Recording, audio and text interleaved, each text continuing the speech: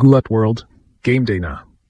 Alexander Alex Ala at partner na si Eva Jovic ay haharap ngayon kina Venus Williams at Elina Svitolina sa ASB Classic Doubles sa Auckland. Isang blockbuster clash na magtatampok sa rising Filipina star versus isa sa tennis living legends. Ang 20 anyos na Ala, fresh off a breakthrough 2025 at may WTA Top 50 singles ranking, ay gagamitin ang malaking opportunity na ito bilang bahagi ng kanyang 2026 campaign at paghahanda para sa Australian Open. Samantala si Venus, 7-time Grand Slam singles champ at 14-time doubles Grand Slam title holder, ay nagbabalik sa tour at nagset ng mataas na bar sa opening round na ito, kasama ang top seed na si Svitolina. Sino ang mag-aakala na ang isang batang nangangarap lang noon sa mga court ng Maynila ay tatayo na ngayon sa harap ng isa sa mga pinakamalaking pangalan sa kasaysayan ng puting tabing at raketang bakal? Hindi lang ito simpleng laro ng tennis, kundi isang pagbabangga ng dalawang magkaibang mundo sa ASB Classic Doubles. Kung saan ang ating pambato na si Alexandra Alex Iala ay haharap sa wala ng iba, kundi ang 7 beses na Grand Slam singles champion na si Venus Williams. Ang buong mundo ng tennis ay napatitig at tila tumigil ang pag-ikot ng oras nang lumabas ang draw, dahil ito na marahil ang pinakamalaking pagsubok sa karera ng ating Pinay Pride. Hindi lang ito tungkol sa puntos o sa pag-abante sa susunod na round, kundi ito ay isang pagpapatunay kung handa na nga ba ang Pilipinas na sumabay sa mga alamat ng sport na ito. Isipin ninyo ang bigat ng pressure na nararamdaman ni Alex dahil sa kabilang panig ng net ay isang living legend na naging inspirasyon ng milyon-milyong atleta bago pa man ipanganak ang ating pambato. Ang laban na ito ay hindi lang basta palitan ng serve at volley dahil ang nakataya rito ay ang respeto ng buong mundo sa talento ng mga Pilipino. Marami ang nagtatanong kung kaya nga ba ng isang batang tulad ni Iala na tapatan ng karanasan at bagsik ni Venus Williams, lalo na sa gitna ng matinding tensyon ng isang international tournament. Ito na ang sandali na matagal na nating hinihintay kung saan ang ating Grand Slam goals at ang pangarap nating makita ang bandila ng Pilipinas sa pinakamataas na entablado ng WTA ay dadaan sa butas ng karayom.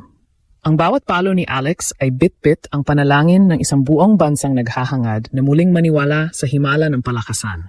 Ito ay kwento ng isang batang nangahas lumaban sa isang higante at sa script na ito ay hihimayin natin ang bawat anggulo ng makasaysayang pagtatagpong ito na yumanig sa pundasyon ng global tennis community.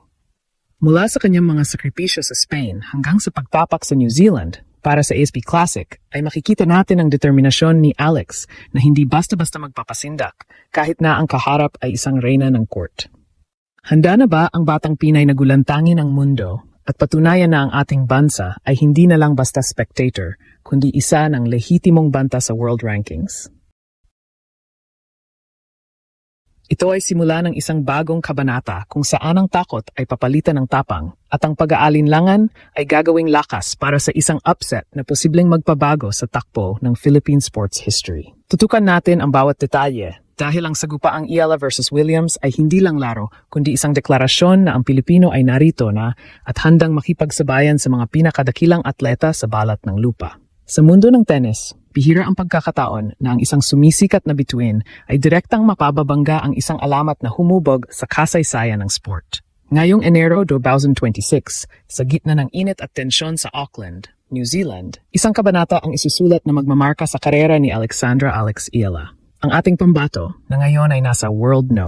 53 na at itinuturing na isa sa mga pinakamaliwanag na batang talento sa WTA Tour ay hindi lang basta sasabak sa ASB Classic Doubles. Siya ay tinaktang tumapak sa court laban sa isang higante, ang 7 beses na Grand Slam singles champion at dating world number 1 na si Venus Williams. Hindi ito isang ordinaryong laban.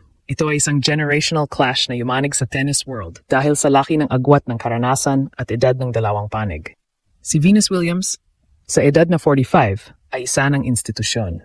Nagsimula siyang maglaro professionally noong 1994. 11 taon bago pa man ipanganak si Alex Iala. Hawak ni Venus ang 14 na Grand Slam doubles titles at 3 Olympic gold medals sa doubles. Sa madaling salita, ang bawat galaw ni Venus sa loob ng court ay may dalang bigat ng kasaysayan. Ngunit sa kabilang banda, narito ang ating Alex Iala, ang 20 anyos na Filipina sensation na katatapos lang maghari sa 2025 Southeast Asian Games at kamakailan lang ay bumasag sa top 100 ng mundo. Upang mas lalong maging explosive ang laban na ito, si Alex ay makikipagtulungan sa isa pang rising star, ang 18 anyos na si Eva Jovic mula sa Amerika. Ang kanilang tandem ay simbolo ng bagong henerasyon, mga batang gutom sa tagumpay at walang takot na bumangga sa mga pader ng tennis. Habang si Venus naman ay kumuha ng isang powerhouse partner sa persona ni Elina Svitolina, ang dating World No. 3 mula sa Ukraine. Ang pagtatagpong ito sa round of 16 ng ASB Classic ay tila isang maagang finals para sa mga tagahanga. Para kay Alex, ito ang pinakamalaking entablado upang ipakita na ang kanyang pag-akyat sa ranking ay hindi tsamba. Ang laban na ito ay hindi lamang pagsubok sa lakas ng palo o bilis ng paa. Ito ay labanan ng mentalidad. Paano mo haharapin ang isang player na dati mo lang pinapanood sa telebisyon at ginagawang poster sa iyong silid? Para sa Pilipinas, ito ang moment ni Alex na patunayan na ang Pinoy Pride ay hindi lang basta slogan, kundi isang lehitimong puwersa sa WTA. Marami ang nagtatanong, kaya ba ng kabataan at determinasyon ni Ayala at Jovic natapatan ang old-school magic at tactical brilliance ni Williams at Svitolina?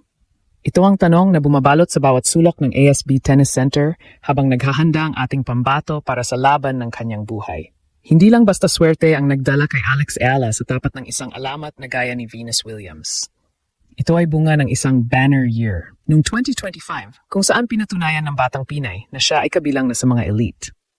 Matapos ang kanyang makasaysayang kampanya sa US Open at ang pagsungkit ng ginto sa SEA Games, pumasok si Alex sa 2026 season, bitbit ang ranking na World No. 53, ang pinakamataas para sa sinumang Pilipino sa kasaysayan ng tennis. Ngunit sa ASB Classic, ang swerteng draw ay nagbigay sa kanya ng isang acid test. Ang makatambal ang American teen sensation na si Iva Jovic ay isang tactical masterstroke dahil pareho silang kinikilala bilang future of tennis. Si Jovic na nasa World No.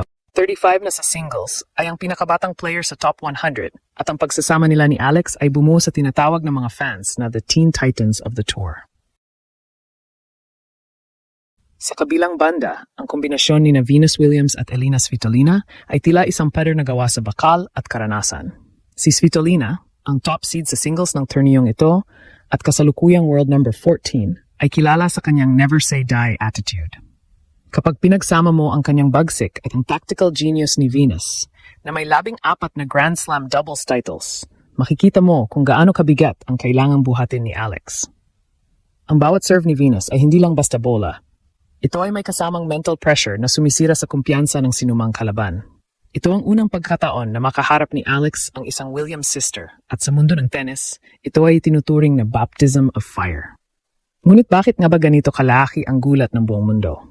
Dahil ito ang unang pagkakataon sa modernong era na ang isang Southeast Asian player, partikular na ang isang Pilipina, ay hindi lang basta participant kundi isang banta sa mga reyna ng court.